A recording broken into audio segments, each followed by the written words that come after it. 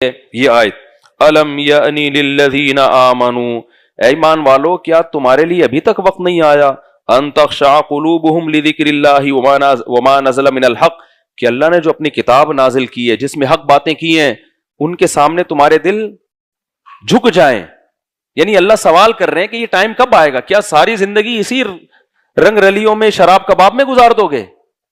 پھر اللہ نے آگے کیا فرمایا وَلَا يَكُونُوا كَالَّذِينَ أُوتُوا الْكِتَابَ مِن قَبْلُ، اوت الکتاب کو بھی، یہود و نصارہ کو بھی تورات اور انجیل ملی تھی، انہوں نے تورات اور انجیل کو فوکس نہیں کیا، کس میں لگ گئے؟ نائٹ کلبوں میں، شراب کباب میں.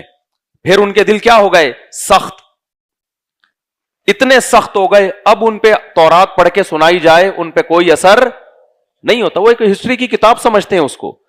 تو اللہ نے بتایا اس آیت میں کہ دیکھو ایک وقت تک نصیحت کا تم پہ اثر ہوگا، اگر گناہوں کے دلدل میں پھنستے چلے گئے نا دل اتنا سخت ہو جائے گا کہ پھر نصیحت کی بات اثر کرنا تم پہ ختم، اور جب ختم تو پھر توبہ کا آپشن ختم.